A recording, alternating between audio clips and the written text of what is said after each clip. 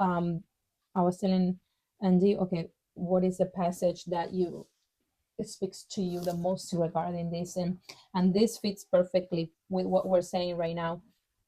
It's Jeremiah 17, 9. It says, the human heart is the most deceitful of all things and desperately wicked. Who really knows how bad it is? And he said, but I, the Lord, search all hearts and examine secret motives. That's so deep. And it says, I give all people their reward according to what their actions deserve. And this is interesting because when we think about the motives, so many times we don't know why we are acting the way we're acting, why we are struggling with the things we're struggling. But every single thing has a root in our heart, is where most of our stuff is tore up.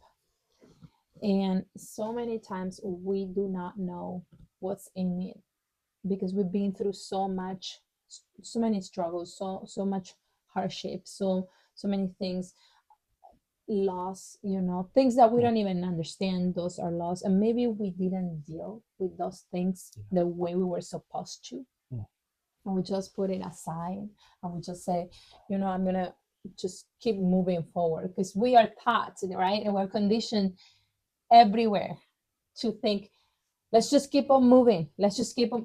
We're not really, we are not given the chance to entertain the idea that we can stop and heal and then keep moving forward.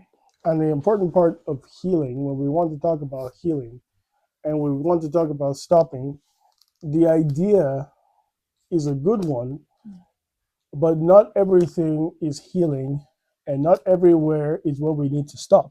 Yeah. Because, for example, in Psalm 23, it says, even though I walk through the valley of the shadow of death, I will fear no evil.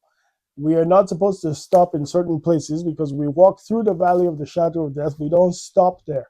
So we need to be very cautious of where we're stopping. Yeah. Because like I said, that day we were in the Lord's presence. It was in a time of prayer that we began to bring these things out. So the place and the perfect place for us to stop and the perfect place for us to heal is in the Lord's presence. Yes. It's not in a situation where we say, you know what, let's have a conversation, and then we start to, because it can go awry if there is something that one has against the other, and then we start pointing fingers and stuff, and that's not what we're looking for.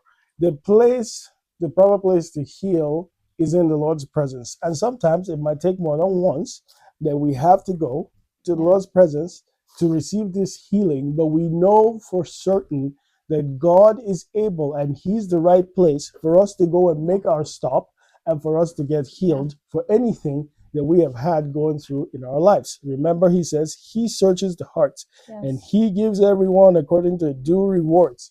He examines the heart. It's not a realm that I can't examine her heart and she can't examine mine, and I can't even examine my own heart, because this is something that the Lord does, and He says, you have this thing in there. But what He says is, I will not struggle with your will. It has to come from you. Yeah. And when we open up, then He comes in. When we allow Him in, He comes in and brings the healing.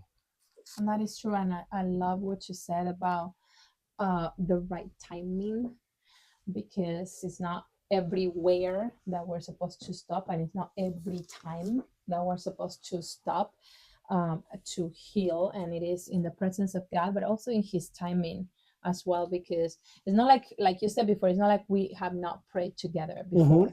We always pray together. We pray individually, but we have understood early on in our marriage the importance of praying together as a couple and coming to seek the Lord as a couple. And I think for all the things that we've been through in as a couple, it really brought us closer together. It was those moments of praying together that actually kept us going through, since we're talking about going through, keep on going. But the thing is, like you said, it's also not every moment when you are supposed to just stop and heal, because sometimes we try to force the timing, Mm, and that yeah. can be very dangerous, because when you do something out of your own will and out of your own human understanding, oh, I think this is the right timing, but you're not really being led by God, Mm, that can cause chaos more than healing. mm, And I know a lot of times, from many times ministering people in their in relationships, right? Um, there's so many times when people say, I am going to make this person understand, and you cannot make anybody understand anything, because to be honest, we can't even control ourselves, and our own will and our own heart and our own. Sometimes we just need God to guide us and to help us through in hard circumstances. So when you're going through a hard circumstance, the proper thing is to stop, like Andy says, in the presence of God, pray and let God lead you in the right timing.